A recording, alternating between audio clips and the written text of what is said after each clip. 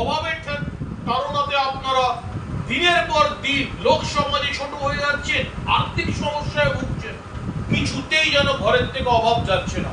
কি করবেন, উপায় কি রয়েছে অভাবের থেকে দূর হওয়ার উপায় আমি বলবো ডক্টর ব্রহ্মানন্দ আকাশ। তার জন্য সৌভাগ্য চক্র চ্যানেলটিকে আপনাকে ফলো করতে হবে, লাইক করতে হবে, শেয়ার করতে হবে এবং সাবস্ক্রাইব করতে হবে।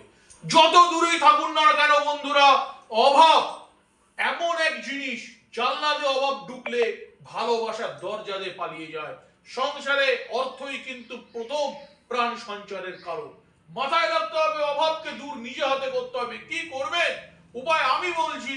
শনিবার দিনকে একটি সাদা কাগজ নিন, লাল কালি দিয়ে আপনার স্কিনে দেওয়া যন্ত্রটিকে আঁকুন পূর্ব দিকে মুখ করে। তারপর সেই যন্ত্রটির উপরে পাতি লেবুর রস ভালো করে দিয়ে আর সামান্য তার মধ্যে রক্তচন্দনের ছেটা দিয়ে সেটাকে ফোল্ড করে তামার মাদুলির ভেতরে তামার কবজে ভরে নিজের মানি ব্যাগে রেখে দিন। রেখে যে কোনো কাজে যান। অভাব অভাব বলে কোনো বস্তু আপনার জীবনে ছিল সেটাই আপনি কোনোদিন ভাবতেও পারবেন না। আপনার মনেতে কোনোদিন কোনো কিছুরই অভাবের চিন্তাও পর্যন্ত আসবে না। এটা এতটাই শক্তিশালী এবং কার্যকারী যন্ত্র।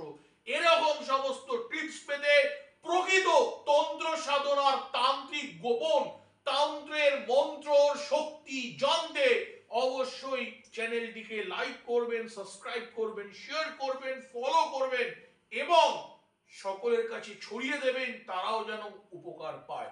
জয় মহাকাল, জয় মা তারা, জয় গুরু বাপ। ধন্যবাদ।